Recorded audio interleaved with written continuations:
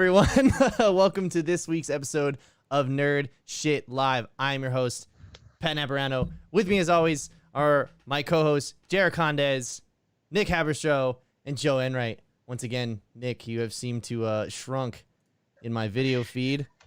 That's what I do. That's what you do best, apparently. Not really sure what's up with that, but... Small frame, big personality. All right. Well, how was everyone's week? Good. Pretty good. I know that it's been a pretty tumultuous week, to say the least, huh? No. What happened? I don't know. Yeah, I gotta say, whatever happened Wednesday, that was also the same day that I beat Doom Eternal. So Nice. that's the only thing that matters to Nice. me, actually. I'm glad that you were able to focus on that. Yep. No, I had distraction. one order of business to kind of touch back to where we were last week. I can't believe we did anticipated movies for 2021, and I didn't bring up the fact that Peter Jackson is doing a Beatles movie. Oh, I that's just cool as totally shit. forgot about it. I would watch Yeah. that. But we already had yesterday. By that, like yeah, everybody totally the forget same thing. that's the quintessential Beatles film. That That's no true. one else needs a biopic anymore. Come on, Mhm. come on. Well, it's all archival footage from like Abbey Road's vaults that they gave to Peter Jackson to restore. Which is Yeah. perfect, wow. because have you guys seen They Will Not Grow Old? Yeah. So Have you seen it? That was You saw it in the theaters? best. I've it was incredible. only seen clips from it, and I really want to see it because it looks amazing. Yeah.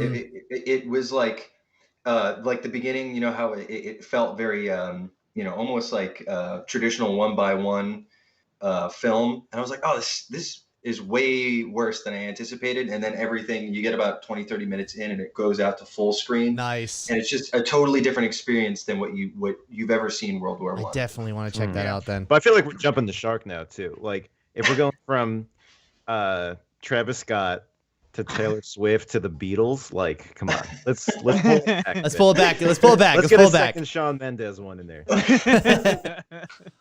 Whew. All right. Well, I guess to start the week for everyone. Actually, you know what? I wanted to mention I finally started The Boys season 2, and I highly recommend if you don't watch that show, definitely check it out. Because I remember I was explaining it to my buddy Ken, or our buddy Ken rather, and I said, he was like, "What's the show about?" I was like, it's pretty much like if corporate America like owned superheroes, and he was like, "Okay, so like real life." I was like, yeah, no, exactly. It's exactly what it's like, but it's more exaggerated version, of course.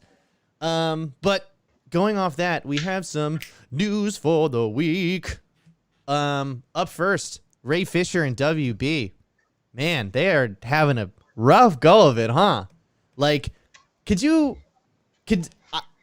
I feel like I can kind of wrap my head around the situation just a little bit. But even then, I'm still kind of lost on all the details. So Ray Fisher denounced Joss Whedon, right? Basically said he's abusive, he's X, Y, and Z. Like, he's not good. He's not a good time to make a film with. Same with Jeff Johns, and actually accused him of some racist conversations that took place on set. Ray Fisher also said that Walter Hamada, who currently just re-upped his contract to be the president of WB for 3 more years, is like a snake and a liar. And I think they had an outside law firm investigate these allegations, and they came back and they said that they weren't founded, pretty much. So I want to get everyone's take on that. And like, I see that Fisher has been like, it doesn't matter in Hollywood how many, I mean, Jer, you can attest to this. It doesn't matter how good of friends you are with the director or the writer or an actor in the film. Like, if you don't please the producers or the executive producers, they will pull you out. They will not work with you. And unfortunately, it seems that it's had the adverse effect on Fisher, because he has now been written out of the Flash movie that he was supposed to be in, and Justice League is his final film appearance on WB's slate at all. And if you know anything about Warner Brothers, they are fiercely loyal to their actors, their producers, and their directors. So thoughts, open discussion. This is like, it's a pretty big deal. Like, he accused them of a lot of shitty stuff and it went nowhere. Like, Jeff Johns was even accused of like messaging a 13-year-old, and he's still heading DC Universe. Mm.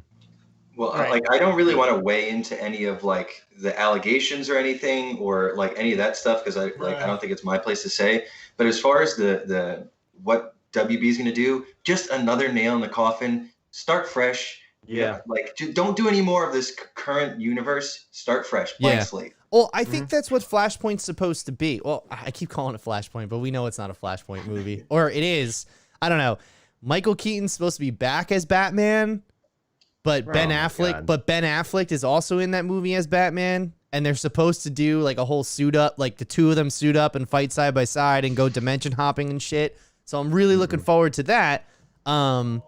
But I totally get your point, Nick. I mean, just look at the Batman coming out. Like that is totally disconnected from the DCEU, and it looks like. Yep. And listen, you guys know how I feel about Joker, but even then, it's separate from the DCEU, and that gives it more legs to stand on. At least I think so. Yeah, agreed. Yeah. I mean, I don't know. I mean, I would hate to see Joss Whedon go down. I'm a fan of his work for sure. I think we all are. Yeah, Joss but Whedon. I mean, I could also. Whedon. I don't know. I don't want to accuse anybody of doing, something egregious, but I could. I mean, it seems like they're all looking out for each other. If any of this is true, Yeah, they're Yeah. definitely looking out for each other for sure. And you want to know what? I don't want to immediately side with one or the other. You know what I mean? Because that same firm they used to review these allegations was also the same firm they used to review the allegations of the Ellen show. You know? Oh, So and I mean Ellen's still employed, you know what I mean? So yeah. So they're really good. yeah. So they're really good at protecting their talent. Yeah. You know? I mean, with everything that's going on too, like what the most recent updates from like Ray Fisher, he's like trying to deny that he's not being cast out or anything like that from any future projects. But the thing is, There was- he's gonna I be, thought like, it- blacklist. Like no, well, just like right after in Right. terms of like the Flash and everything like that. But it seems like that they're gonna totally abandon like the cyborg role Dude, altogether. that was his And it's first film. It's Like, insane. what are you doing? You know what I It's mean? insane. Yeah, and I think he's gonna from this and how Hollywood works. I mean, he's got to be blacklisted now for like a Yeah, good, and like, listen, amount of time. I think it's important that if there's abusive people in power, that they be called out and they be removed from that, because obviously they're not responsible or respectful enough to be in those roles. But at the same time, like, it's just saddening to see that like this was his first film and it was his breakout role, and they ended up shoveling shit in his face as far as the quality of the film was concerned, the first one. And then now he comes forward and says, hey, I was treated terribly on this set. I was made to feel uncomfortable about the color of my skin and that my character, and now all these guys are just going to keep walking. So, it ends here pretty much for right now. I don't know if he'll ever work again in Hollywood because, I mean, Warner Brothers is like literally the biggest studio besides for Disney, you know? So, who Right, yeah. even knows where he goes from here? And like, it's not like John Boyega who did his Star Wars, and then he did other films, and he's been proven to be a solid actor and that he's really awesome. And on top of that, he was able to speak out about the way Kathleen Kennedy treated him while he did Star Wars, right. and other filmmakers came to his defense and said, you'll always be able to be in my movie, or we'll always cast you, or this or that. You know what I mean? Yeah. So it's kind of that degree of separation where like you have the respect of your peers, and I don't think he earned that yet. So, we'll It's just not a have good to look see. for cyborgs too. No, it's not a good look for cyborgs at all. I would Just saying, if definitely. we get to that point in the future where we're going to start casting cyborgs, they're going to reference this for sure. We remember. Remember? We know what you did. So next up, strange news, but I am very excited for it. There is rumors going around right now that Robert Downey Jr. is actually coming to Star Wars, and he will be playing Admiral Thrawn, I believe it is. Thrawn in the High Republic series, right? No, I don't know if I don't think it'll have anything to do with High Republic. It's likely to take place in the In the High Like the Republic man- era. No, Mandalorian, the Ahsoka Oh, Tano okay. series, and the Boba Fett one, because Ahsoka Tano references Thrawn, and he's a character in the Star Wars Rebels series. So it takes place in like in that same timeline that we're familiar with. Right, Oh, right. okay. Which is Cool. honestly awesome. Listen, I'm all for it because like if there's one series for RDJ to go to after Marvel, Star Wars. Like why I think it would be Oh, great. for sure. Yeah. You know? I mean, he's deserved his tenure. He's tenure now. Like, right? Oh, He's yeah. just like, Dude, so he's like definitely excluded from He possibly definitely- not being hired for any other film. So Mhm. you know, if it's gonna be Disney and Star Wars, hell yeah, I'm down. he definitely is not going to cash the checks that he used to, like when he played Iron Man. But I mean, like, well, but still, He's I'm, living in a lighthouse. He's fine. yeah, it's true. and he'll get to work with John Favreau. Favreau like, again. It's like That's it's true, a partnership actually, that's going to make a lot of sense. Yeah, Now he's that's just true. having fun. And yeah. actually, Yeah. on that note, Nick, I actually want to bring this up to you guys. So, since we're talking about Star Wars, there's apparently there's an internal civil war at Lucasfilm right now over the Oh. control of where Star Wars is going because Kathleen Kennedy approved The Mandalorian and thought it was just going to be a whatever. You know, they need this for Disney Plus, and now it's the best thing Star Wars has put out in 5 years. And I would say since 1983. okay. Since Shit. Return of the Jedi, I mean, I like Revenge of the Sith, so Come on, the prequel. But this is better. Yeah, whether or not you like Revenge of the Sith, this is better. oh, for sure, for Right, sure. right, And okay. what's really awesome about it, I think, is that he's, is that now that Dave Filoni and Jon Favreau have also proved themselves to be expert filmmakers. They've also proved that they know Star Wars and they know what the fans want, and Kathleen Kennedy doesn't. So Yeah. we're at that kind of like crucial point of Kathleen Kennedy's contract is up this week. I mean, not this week. I'm sorry. This year. This is her last Oh, year, okay. and it does not seem like any of the executives at Disney are going to renew that shit. And that it looks like that Dave Filoni and Jon Favreau are going to be the ones helming Star Wars from now on. Like I said, did see the results. just yeah, for rumors, sure. just rumors, but I mean, they would I be know. stupid not to.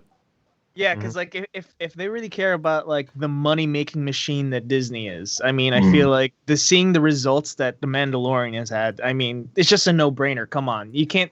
It's just the way business is. They can't be like. They can't be like, oh, she's our friend, you know. It's like, no, it's business. Come on. There's a great. Here's my take. Give us George Lucas. It's more of an advisory role because you need Jon Favreau and Dave Filoni like making the stuff. Let George Lucas be the arbiter of what is Star Wars, and let everybody else create. Well, That's true. I mean, because like George Lucas is hungry for the spotlight again. You see him like think showing so? up in documentaries and shit in the background. You see that? It's like, I want- He just walks guys- by. yeah. well, Guys, I want Yeah. to be behind the apparently, camera again, too. apparently George Lucas was on the set of both Mandalorian seasons though, and was advising like story beats and stuff, which is awesome because that's what they should have always done. They should have never put together this like group of like story. This like I get the whole diversity and representation matters for large projects, especially in Hollywood and in 2020. But at the same time, can we not focus on actual storytelling in films? Is that something we're now inept from doing? Because I always feel like the new Star Wars films, instead of them trying to advance the plot, they're there to sell you merchandise. They're products, at least in my mind. So, Well, they're trying to sell you on feelings too, where it's just like Yeah, they're trying to do nostalgia. fan service, right? But it's like has nothing to do with story whatsoever. So you have a point, Pat. Yeah. yeah, I mean, it's just I don't know. I still look forward to all things Star Wars. It's certainly something I want to look forward to and enjoy. But unfortunately, Kathleen Kennedy won't allow me to do that. All right, so The one thing I want to one closing note there is like look at the vision that Marvel had over the last decade and a half, and it was a singular vision. They had it all plotted out. Just do that. I don't care who's in charge. Just have a plan. Don't just fire from the hip. That's not going to work anymore. Yeah, true. That is a good Fire from point. the hip. All right, so real quick, last story of the night. Roku has officially acquired all of Quibi's content. Now, Joe, I know this makes you very excited because you were the one who kept bringing it up. So tell me. I don't even own one. So tell me why this excites you. Well, I missed the amount of money that they spent to acquire Quibi's material. But it's just interesting, like I'd like to see the fact that this material isn't going to waste, all this content. I'm sure there's definitely original stuff, and I'm sure you'll probably get some progressive or experimental ideas with the whole short film concept to it. So, there you go. I don't know this. I don't know the soundboard. Look at that. I will say, I think it's probably a decent move, just so, again, that content doesn't go to waste, but it also seems insulting that they're basically putting it on their TV Guide channel Yeah. for the device. Yeah. If that makes. Oh, I mean, I see. it's called the Roku channel. Yep. And Okay. I don't know what but they use that for advertisements essentially. I Right. see. Which So you're gonna get some short film with Kristen Bell, and then like a Pepsi ad at the bottom of it, and they're making the most of it. But I it seems I kinda mean, like have you that's guys what have you guys the intent. seen anything from their content at all? No. I watched a handful of episodes of Dummy, which was good. It's just I tend to think like stuff like that with it, which is a show, really digestible 20 minute or I guess no, actually 9-minute episodes. You just put them together into one longer form thing, and it's just gonna like they're not gonna stay bite sized. It's just Think gonna of an become episode. yeah. Yeah, exactly. I mean, like, it's so weird. The concept of that content was you could watch it like this or you could watch it like this. It doesn't matter. And like, Oh, they're saying that concept doesn't translate to the Roku. oh, it shouldn't. Oh, It fucking good. shouldn't. And I wanted to People bring it turning up their Rokus. because have you guys have you guys turned their TVs? Have you guys heard of the Golden Arm on Quibi? Can't say Yes. okay. I have heard that show is absolutely ridiculous. Like a woman gets her arm crushed by a tree or something. She just like cut it off or some shit. It's like 127 hours with a tree, and there's like some weird crazy. I don't know. I gotta watch it, but I've heard crazy things. So next up on this edition of Leto Watch. Yay! So this article comes from wegotThiscovered.com, which obviously you always take everything from that website with a grain of salt if it hasn't been picked up by other websites. So that being said, our next piece involves our favorite person, Jared Leto. So apparently, Jared Leto, who I forgot plays Morbius in the Spider-Man spin-off movies that they're doing at Sony, he wants to fight all 3 Spider-Men. Now, Drunk on power. I don't He's like, let me at him. And actually, not Morbius, him, Jared Leto wants to fight the 3 Spider-Men. So, Right. Topher Grace is like, please stop. Oh, not Topher Grace. He was Venom. Who the fuck are we? Tobey Maguire. Tobey Maguire. Same difference. Yeah. I forgot the Morbius movie was coming out. I forgot they did. So did everyone else. Yeah. Is this on the show at all at any point? Or no? What'd you say? No. We didn't discuss Morbius at all, right? No, it hasn't 'Cause come I out. just watched the trailer today, and I was like, none of this sounds familiar. Like, I didn't hear any of it when it was announced or anything. Dude, Michael Keaton's in the trailer. I was gonna playing the Al Vulture. Madrigal's in it, of all people. Yeah, that's Oh, right. Al nice. Madrigal Nuts. is in it. But yeah, no, he wants Morbius to fight all 3 Spider-Men. Hey, listen, my only thing is this. I think Jared Leto's a good actor. I think he could be kind of full of himself. That being said, if the man wants to be a part of whatever's going on, if Sony wants to bring him in and his movie does well, sure, whatever. Why not? Fuck it. You know what I'm saying? Mm-hmm. Yeah. How do you guys feel about that? I mean, honestly, it's like we've seen a lot of the same villains before. I personally I wasn't familiar with Morbius. I don't know if he's a big part of the Spider-Man comics or anything. I didn't know who he was. So it's like give the the public something different rather than Doc Ock and Green Goblin again. Go for it. I don't care. Yo, I didn't even think about that. Do you think that they're saving what's his name with the goblin face? Willem Dafoe. Willem Dafoe. Willem Do you Dafoe. think they're saving him for a surprise in the new Spider-Man? That would make my day. Dude, that would be That'd be so cool. awesome. He was the best in that movie. Fuck. Godspeed, Spider-Man. Godspeed, Spider-Man. I love right before he gets Finish hit. it! I love finish it. I love right before he gets hit with the glider, it cuts to him going, "Oh," and then it just rams right through him. I was like, dude, that's so fucking Sam Raimi. Sam Raimi. Yeah. Fuck. Let's put money on that. We should put money on that. Because Willem Dafoe would do anything. I mean, for Christ's sake, my bookie. they put him in Justice League and then they cut him out. So yeah, that finishes our news segment for tonight. We're moving on to our main topic. And hold on. I'm sorry. Here's an article from Penn Live. Willem Dafoe reportedly to reprise his role as Green Goblin for Spider-Man 3 Yo, it's from happening. December 15th. I don't know what this website is, but all right, it's already out there in the ethos. Well, remember, What's that Nick, website, every 15 Club? It's pen15club.com. remember, Nick, everything you read on the internet is true. Okay. No, nobody finds that funny this week. Okay. No. Okay. It was a lot that happened. Yeah, week. it's almost like conspiracy theories and lies are the downfall of our democracy. Anyway. Oh, okay, here we go. Another website. Willem Dafoe and Thomas Hayden Church negotiating return. Yeah, so it's speculative, but it's out there. Okay. I mean, personally, I think if Spider-Man 3 is a hit, I think that Sony should just make a Spider-Man 4, like with all the original cast, like however many years later. I think that would be cool, but I'm a fucking loser. So, True. main topic tonight, ladies and gentlemen. That's not what I want. Do we have a drum roll on this board? We got it. Yeah, there we go. Is Tenet. There you go. We watched Tenet, and let me tell you something. I was. Wait, say Tenet backwards.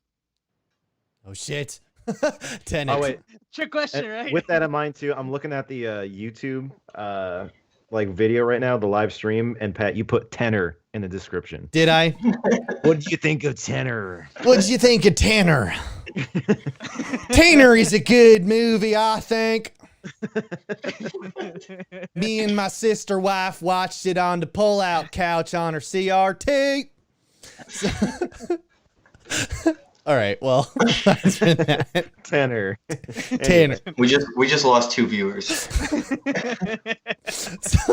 So anyway, Tanner, Tenet. Let's start out non-spoilers, and then we'll go into spoilers. Oh, I don't think I put the spoilers banner in here. It's okay. Good. So We'll do the yeah, we'll do the hand gestures. It's okay, you know. Mhm. And plus, I think at this, I mean, how long has it been since the movie's been out? Like 6 months at this point. And Everybody's already seen it. yeah, everybody Yeah, went in come on, droves guys, when it come came out. I forgot this movie made so much money when it came out. That's right. All right.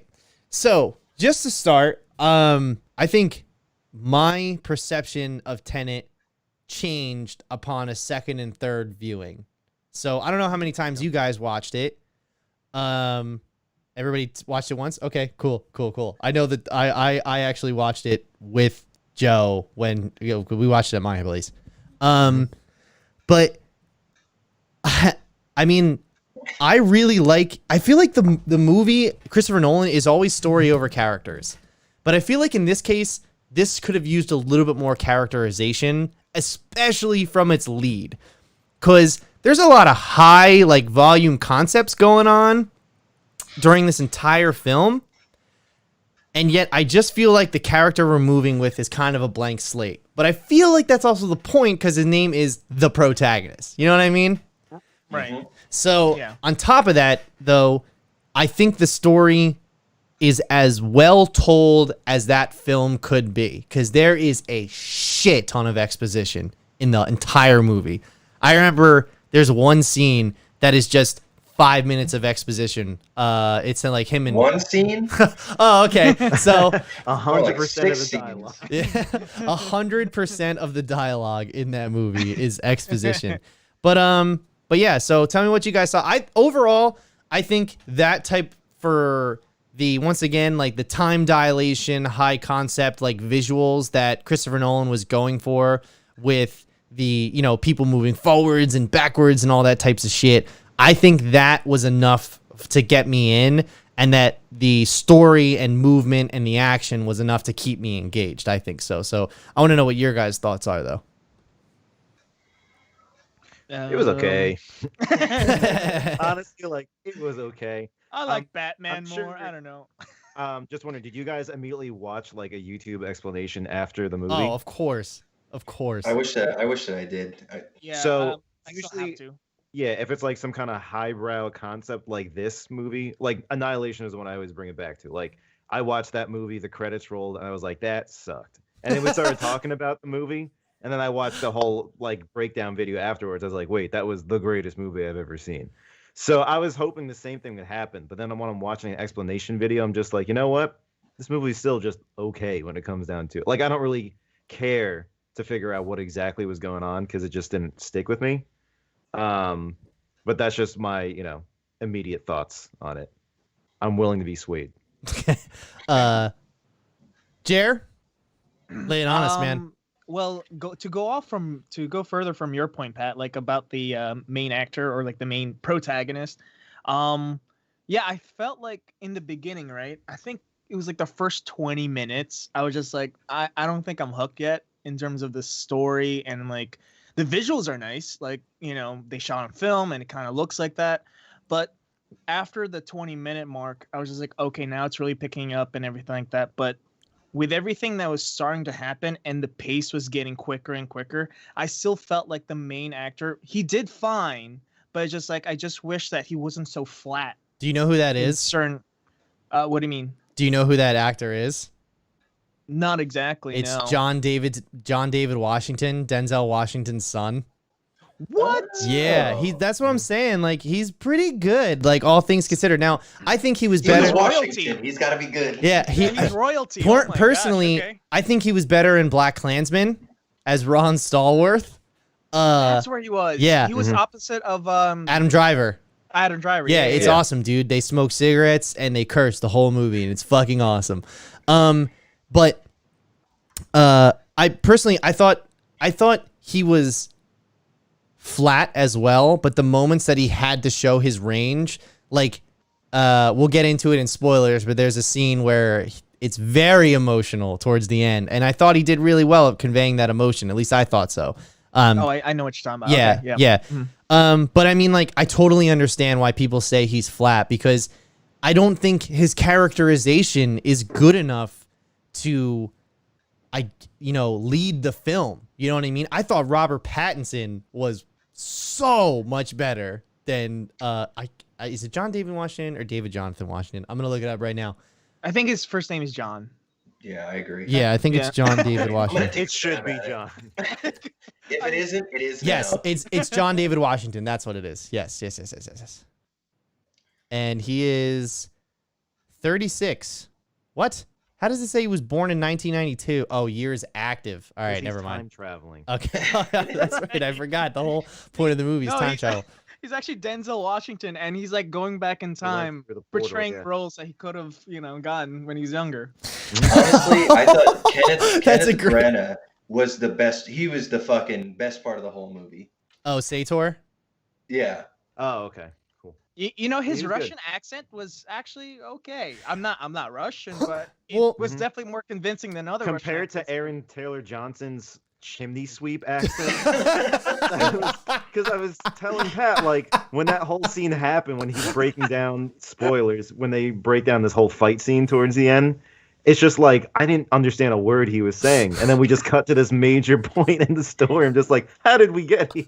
He's actually English. He is. Yeah, has he a is. real The accent. best- Just like, I needed subtitles. I thought the best part about Aaron Taylor Johnson in that movie is that they tried to do the whole like Matt Damon Inception thing where he's like, ooh, a secret role or something like that. And Aaron Taylor Johnson walks in and we're watching the movie with Danny and you just hear Danny go, oh hey, like that, and that's literally that's never gonna be Matt Damon labels. Or levels. It's gonna be like, oh, that guy. Yeah, but I remember when we watched Interstellar and Matt Damon shows up, we were all like, "Yo, Matt Damon!"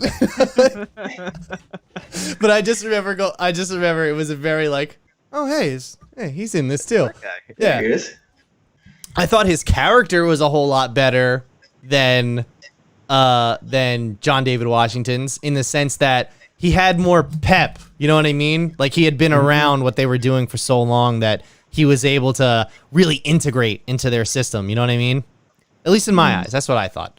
But I'm very interested to hear what you have to say, Nick. I was really disappointed. Wow. It took me an hour to be interested in the movie. The whole first, like, Christopher Nolan totally throws out show don't tell. Like, I have no clue what's going on. I know that the lead character doesn't have any clue what's going on, but like, for me to care about what's going on, I need something. And like, I know it's like the whole plot device is like, you know, they don't know what's going on. You'll find out in the future. It's, you know, but it really wasn't helping the audience at all. And we were talking about, I don't know if we mentioned it on the show, but the sound mixing, how low the dialogue was in these lengthy expository dumps. It was like, how am I supposed to keep up with what the hell is going on? Actually, can I just clarify that for a second? So I warned you guys about the dialogue when I first watched the movie. And it turns out that my girlfriend's father had watched a streaming concert the night before, and he accentuated the mix to turn out vocals. So that's why all the music and sound effects were so like loud when I first watched it. And the dialogue was absolutely inaudible. Like, even in the parts where it's totally quiet. So I was like, man, people really should have been upset over this movie, because like, you can't hear shit. And then I finally like fixed everything, went back. I was like, oh, I gotta watch this a second time because I'm the idiot now, not everybody else. So actually, the second time for me, I thought the dialogue I thought the sound was fine. It was a great improvement over what I watched the first time. I'd say even with the proper settings, it was difficult that time. Oh, really? Yeah, no. See, I actually kind of feel that because I watched it with the shitty mix first, that it was better the second time, and then I could like second time around. It's too loud. What the fuck? This movie ain't quiet at all. 0 out of 10, too loud. Too loud. So but moving overall plot without giving away any spoilers, what do you guys think of the whole time, the way they handle time travel in this film? Because we've seen time travel a shit ton in the past 10 years, like with films like Looper, Endgame comes to mind. Interstellar too, right? Like, I guess Interstellar is some kind of time travel. There is some time dilation in that too. Dunkirk is another one of Christopher Nolan's movies that has a lot of time dilation in it. Have you guys seen Dunkirk? So, Dunkirk, the beach, the guys on the beach, that whole storyline takes place over a week. The guys on the boats, that takes place over 12 hours. And the guys in the air, like Tom Hardy, that takes place all in 1 hour. And he meshes them all together. So, once again, we've seen him do this before. But what did you guys think about this particular version of time travel? Because it's really not time travel. We'll get into it in spoilers. We'll get into it in spoilers, but it's not really time travel. Inversion. It's like you're inverting the entropy of an object. You know what I mean? So I just said, do you know what I mean? And fucking, I don't even know what that means. But I thought they explained it well enough to carry you through. But that being said, I am a little upset that instead of trying to define the science of it, the woman who he speaks to, which by the way, she never shows up again in the whole movie. She's like, don't think about it, just feel it. And part of me was just like, I mean, that was for the audience. Yeah, I guess so. I guess I could just do that, but also like, you know, I kind of want you to explain to me what the fuck you guys are doing here, but also I feel like that's an acceptable plot point because to them, time travel hasn't been invented yet. It's invented in the future and this shit keeps getting sent back. You know what I mean? Right. Right. which I Well, never. again, it's like I get that it's a plot point for the movie. It's like they don't know, and like you can't know certain things. But like with sci-fi and horror movies, those movies like usually have a set of rules. And if you're not operating in a certain set of rules, it's hard for the audience to figure out like what can happen, what can't happen. So like I think they And you totally know what? dropped the ball there. You know what, Nick? You're actually right about that because, I saw The Invisible Man. I don't think have any of you guys seen The Invisible Man? No, I haven't seen Oh, it. okay. Well, it's on my streaming service, so you guys can check that out too. But there is a scene in that film, I will not ruin it, that takes all the rules that have been established throughout the entire half of the movie and says "fuck you" and changes it all immediately. And I like that because it basically throws caution. Like, there's no turning back after that point in the film. But I didn't really get that vibe from this movie because I feel like they had to bend the rules in some places as opposed to just throwing out the rules and flipping the story on its head. I kind of feel like I said before, they bent them, so to speak. You know what I mean? Right. Where in that, like, they had to make convenient changes for the plot or what they didn't show you, so this way you can be surprised later. You know what I mean? Yeah. And we see that with the turnstile scene. But I actually want to shift over to the visuals before we go to spoilers. What did you guys think of the visuals? Because I think the fact that he was able to film people going forward, and then he made them all go backwards. And then what he did was he made every single actor, like, individually on their scenes go forwards and backwards. You know what I mean? So they... Yeah. So he can play them all at the same time, you know what I mean, and like splice the shots together. So, what'd you guys think of those? What'd you guys like? For instance, the reverse fight in the first turnstile they go to. What'd you guys think of that? Yeah, that was great. I was trying to figure out because I also really love the technicality of like film, right? And I think we all do. It's like how do they freaking shoot that? Or, Well, like, Jerry, you more than anyone else here, I would think, love the technicality of film. Oh, well, that's the thing where it's just like, man, how many shots and how many takes that they had to do over and over again, and then like just the post processing afterwards, because still, Nolan still is a purist and loves film and everything like that, and in the industry, it is kind of hard to do a lot of special effects and VFX like on film, so you still got to scan everything. So, regardless, I think that the use of color, like the red and blue in the film, was actually pretty good. And then just those fight scenes, like the turnstile scene that you're talking about, Pat. So it's just like freaking, I was impressed. Dude, I just remember like when he was moving in reverse and the protagonist is fighting the SWAT guy. I just remember like seeing him run down the hall at one point and his arms were like moving backwards as opposed to like he's like on the floor. Yeah. And Yeah. you're just like, what is going on? Like my mind couldn't understand what exactly was happening, so to speak. You know what I mean? But I mean, later on when you see the inverse of that scene and what's actually going on, I was like, oh, But and totally different angles too. Oh, just like, that's true. They had to film it twice, right? On two different angles. Man. That's what I was just like, what the hell are they doing? And it's just like, it's amazing. Yeah. But yeah, okay, we're gonna move into spoilers now. So we're gonna go like this. Hey everyone, it's spoilers. However, when spoilers are over, we're gonna go like this again, and we're gonna be back with clip of the week. So Okay. That said, spoilers.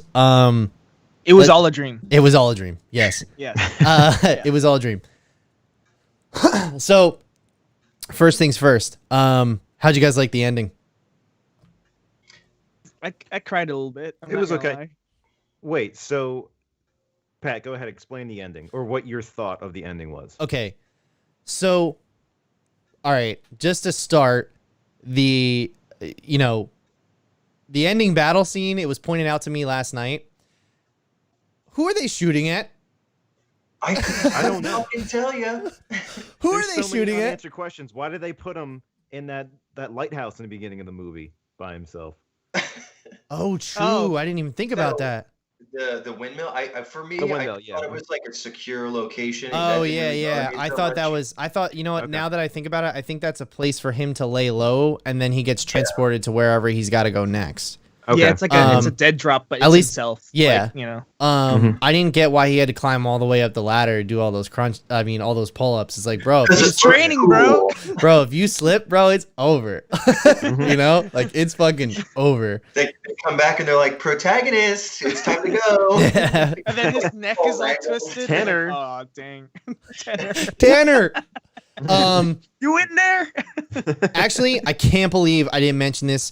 What did you guys think of the opening sequence? I think that is Christopher Nolan was at great, his yeah. best. Like the whole I've seen that sequence so many times because it was in front of so many IMAX movies I saw in 2019 that I remember I went to go see Rise of Skywalker in IMAX like opening night, and Liz and I are sitting there, and Tenet and the opening scene for Tenet starts, and I remember watching it going, yo, I want to see this fucking movie right now. Like the part where he's like, the part where he says, kill you or bring you in. You got 30 seconds. I was like, ooh, shit. Like we're doing some serious shit. And then they start going, the one guy, well, now that we know it's Robert Pattinson, shoots a reverse bullet through that guy because Yep. Robert Pattinson's actually moving backwards through time the whole movie. And they Yeah. I don't think the reveal is as solid as you want it to be, but Definitely I not. feel the emotional hook of when his name is Neil, when Neil says that this is actually the end of a beautiful friendship for me, and he goes, oh, and it's the start for me, and he gets upset because he finds out the guy who's dead on the floor is Neil. And when Neil goes with Ives, they go to do the temporal pincer move in reverse time. You know what I mean? Yeah. So They're switching again. So yeah. So and when the protagonist comes back and he kills Priya and he saves what's her name? Is it Kate? Kate. Yeah. Yeah. Lady. Or Cat. Whatever. Lady. Giraffe neck. Giraffe neck. When he saves her and he puts her, and Max, I think his name is, right? The impression is that the protagonist has closed the loop now because that Maximilian, his nickname is Neil. He grows up and protagonist recruits him to be a part of Tenet, which he founds in the future. So I figure you're going to bring that up. That wasn't confirmed anywhere from what I've seen on some of the research I've seen online. That's the interesting part, actually. Which is cool. I mean, if you interpret it that way, then that's totally fine. But I'm We glad need to hear from Nolan's mouth, though. yeah, I think. I'm glad you brought that up because I feel like sometimes Nolan's films, like I said, leave out that characterization to serve the story instead. However, there is a lot of speculation that is in fact Neil, but it's also the same type of speculation that went into like The Dark Knight in 2008. Everyone suggested that he was a soldier, or not everyone, but a lot of people had speculated that the Joker is a soldier suffering from severe effects of PTSD, and Christopher Nolan only confirmed that in like 2016, and that's his real characterization, that he's what happens when veterans aren't treated. I don't know. He tried to make some point that obviously he wasn't thinking about when he made the movie, but like I said, like he left out the Joker's characterization entirely, and that actually worked in favor. Well, that explains the dog tags. Yeah. The canteens that they find. Yeah. And that explains like the and all that shit too. Yeah. No, none of that stuff happens. I don't know why you guys agreed with that. Okay. I was like, I don't know what he's talking about. Is anybody listening to me? I was like, I kind of remember. I feel like I remember. Wave, I boys, feel like I smile and remember wave. Batman putting down a dog tag, but then it hit me and I was like, no, wait, that wasn't a fucking dog tag. That was the coin. That was the coin he puts down on Harvey's bed. The military corn. That was his purple. No, it wasn't. It fucking wasn't. It was a remember, it was a double-sided coin. He makes his own luck. Trick question. It was a Medal of Honor. Okay, Yep. I know. All right. Well, now I feel like I'm Jer in this situation. Okay. All right. No. But what you guys think of the ending? Because like I thought the whole, like I said, the whole visual style. I think Kenneth Branagh's good. I thought Aaron Taylor Johnson was at least enjoyable, even though you couldn't understand him in most scenes. But what did you guys think of the ending? It was cool. I wish I gave a shit about any of it. Like, that's all I can say, really. I spent 2.5 hours going, what? What is happening?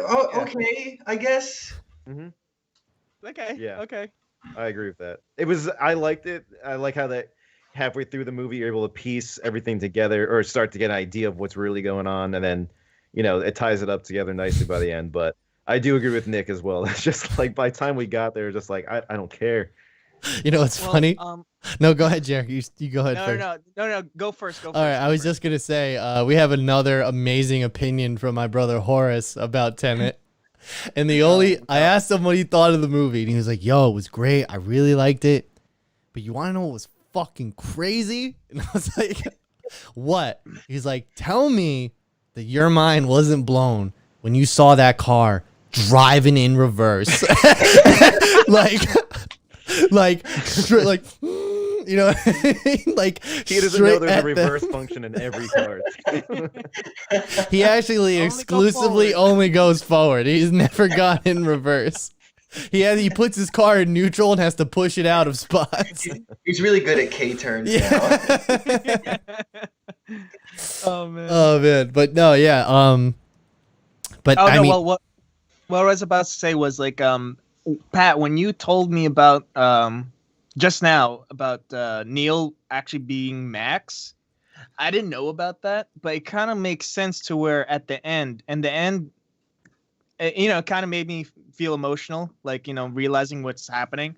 But it kind of makes sense in what you say, and I don't know, it's still confirming the fact that he was Max. It's just that he did say that, they had like a many years of relationship. So the only way that would have happened is that if he actually started from the future and went his way back.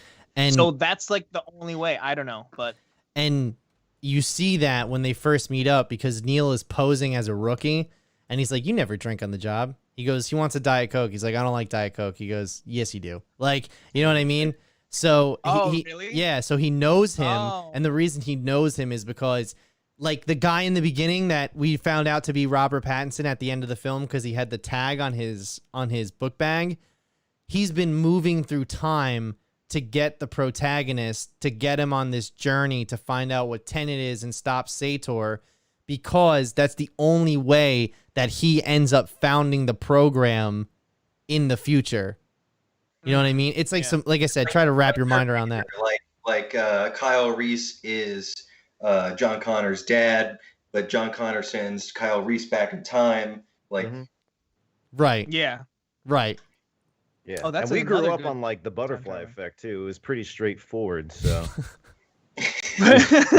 bro, watch that all the time back in the day. That movie one of my top was like fives, right? awesome back in the day, and I remember like, do you guys remember like the Teen Choice Awards? That movie. Yeah. Oh, when people get. Oh no, never mind. I was about to say when people get slimed. No, that's Kids' Choice Awards. No. There's actually a. Never mind. Go ahead. Okay. I'll tell you about it after. There's a. I remember seeing that movie Butterfly Effect and thinking it was awesome. I've seen it since like a couple years ago. I was like, this movie makes no fucking sense whatsoever. You gotta have your mindset in the 90s. That's why. It's like, whoa. Did that movie come out in the 90s? No, I don't. I think it was like early 2000s. Had to be. Yeah. Yeah, Ashton Kutcher, bro. Yeah, but I'm just saying, it's just like if you had a 90s mindset, then the idea of the 2000s and what they're spewing out, that movie is like revolutionary. That movie, it's like the people who made Drake and Josh, like they had a 90s mindset, even though it wasn't in the 90s. Mm-hmm. Right. That's kind of like it's like the Donnie Darko of that era. People for whatever reason seem to fucking love like Donnie Darko. You like it. No, like I movie. Don't like Donnie Darko. That movie like that fucking movie. sucks. I hate that movie. It doesn't suck. You just don't get like absurd. No. Don't fucking do that shit where you're like, you just don't get it. I do get it. Okay. Liz likes it because Jake Gyllenhaal's in it, but that's pretty much it. and he's so young. But I would And say he's so young.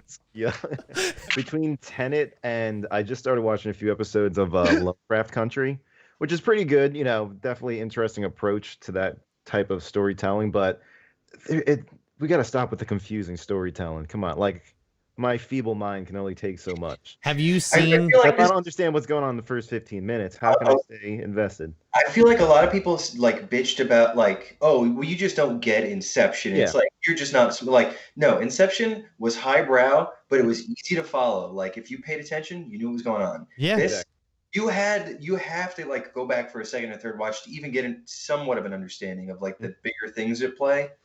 Oh yeah, I Yeah, definitely for sure. don't think it's Nolan's best work at all. Like not even close. But I don't think it's his worst. You know, or maybe I would it might agree. be, or maybe it might be his worst. But it, Yeah, but probably. it actually, would be his actually worst? now that I think about it, it might be his worst. But like it, I still like it more than some of his other films. Like I actually enjoy this film more than Dunkirk because I feel that even though Dunkirk is awesome, I feel like I'm taken out of Dunkirk because like who was I talking about with this with? Maybe it was last night. I was talking with somebody about it. Dunkirk doesn't feel like it takes place on a war-torn beach with 400,000 men stranded. It looks like 10,000 guys in a line. You know what I mean? Like where's all had the a lot of extras that day, like that's where's all the blown out cars, the sunken ships, Yeah. all the tents you have set up for forward operating bases and stuff like that.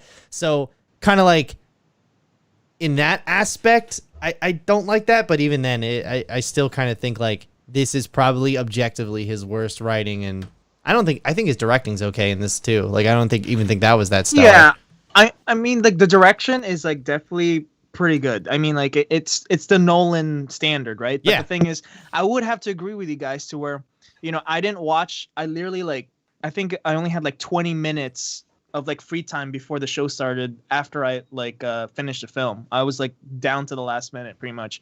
So I didn't watch any like other YouTube videos explaining the film or anything like that. I would definitely want to now after this. But yeah, it seems like a lot of explanation to the nitty-gritty of how like time works in the film happens too late already in the back end.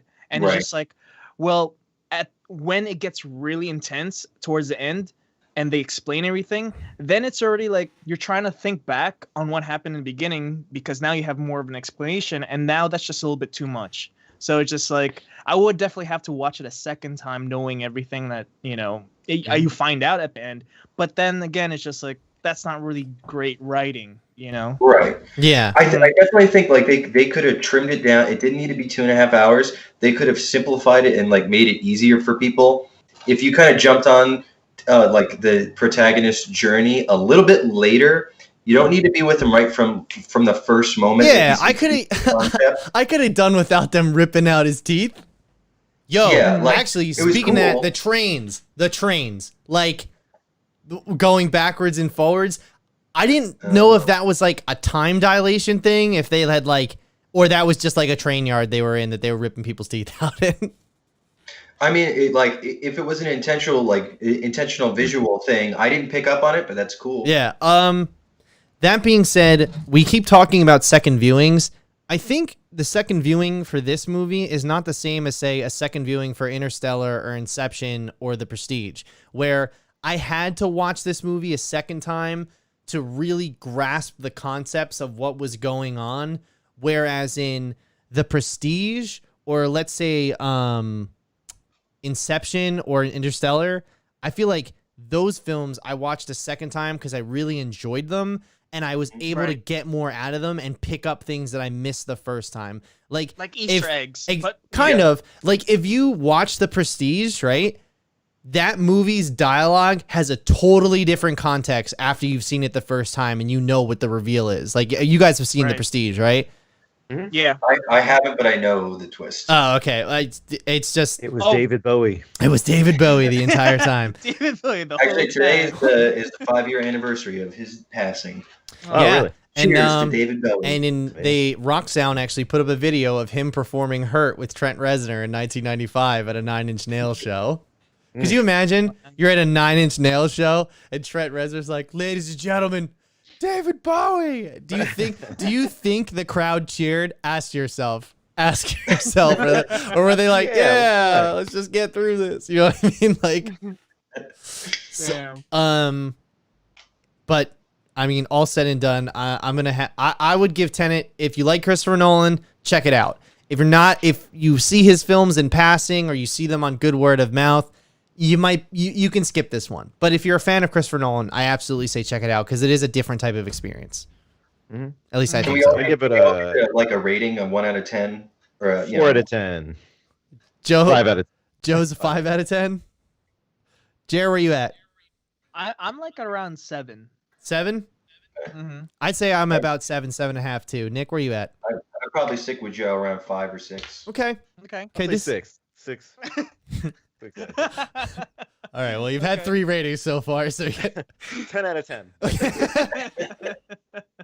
No, I mean visually and the visuals save it.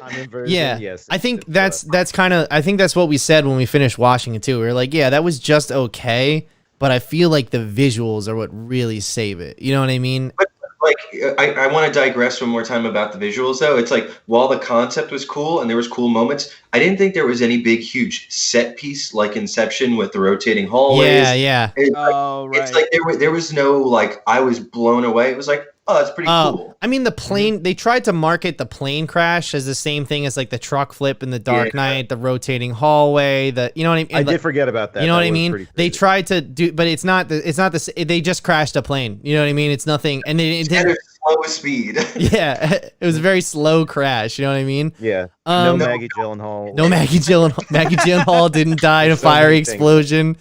Gary Oldman wasn't there. Dude, what are we doing? We should just watch the Dark Knight movies. Like, wait, no. Yeah. Michael Caine was there. Okay. I forgot Michael Caine was in this movie. No reason. He's there. He was contractually obligated to put Michael Caine in. He was there for more exposition. You know, he was there. Yeah. He wasn't even on a movie set. He was actually eating dinner. Just bring the cameras in. Hello, Chris. What's all this you got here? What's all this you got here?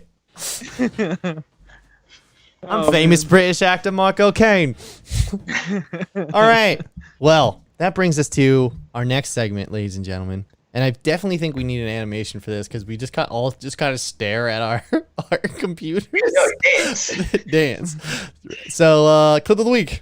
Oh yeah, it's the clip of the week. Oh, it's the clip of the week. It's the clip of the week. You know what's funny, Joe? More times I listen to that, I actually hear your voice more than I do the the whatever modulation you put on it. Yeah. So it's both my normal voice and a pitched up. Yeah, it's what I figured. Actually, I'll tell you guys after the show because I don't think we should bring that up on here. But so Nick, I appreciate you sending me a 1080 frame. Unfortunately, I was sent a vertical video, so this is what it looks like tonight. I think I'll have to figure out a contingency for this. Yeah, it's fine. Just send me. What's up, Joe? Oh, screen share with us. Oh, I'm sorry about that, ladies and gentlemen. Where the fuck? Terrible. Truly terrible. Truly terrible. Episode yet. Can you guys see it? Mm-hmm. Yeah. All right. Yep. Here we go. Oh my god.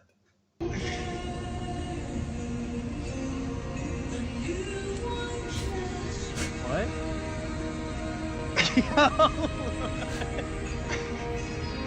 No, get up.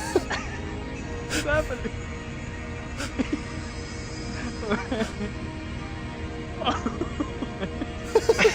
In the sandwich. This is a stolen joke, but that's an open face sandwich right there. Was there audio or no? Oh, did Probably, you yeah. got? It was just a song. It was just like the song playing over the radio. But, like, what do you do in that situation? You know what I mean? Like, do you wake her up? Was there anybody else working? Yeah. Make sure she doesn't skip the mayo. Right? Are you just like, hey? She goes, huh? And she has like bologna on her forehead or something. Oh, I love the classic Subway bologna sandwich. That's the finishing touch. You want to toast it or face? Oh man. I Wait, could slam. was she really tired or was she on drugs? I could slam my face into it a couple times if you want, honey. If that's what you're into.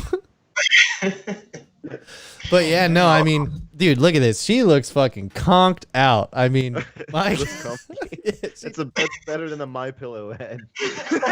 her boss came over to her afterwards. Is like, hey, listen, why don't you just take this sandwich and go take a nap in the back? You can use this as a pillow. You know, I get.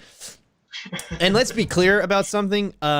If that guy, whoever ordered this sandwich, if he wasn't worried about getting COVID before, he definitely should be now, because this is A sprinkle of COVID. yeah, you know, it's just a little bit of COVID, just a little bit of COVID. No, it's okay. She has the gloves on. It's okay. It's clean. That's true.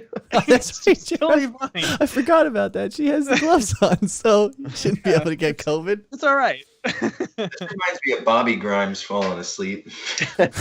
You know, That's very true. you know, Yeah. some part of me doesn't think that that's what those masks were intended to do, to keep your mouth from touching the actual sandwich while you're making it.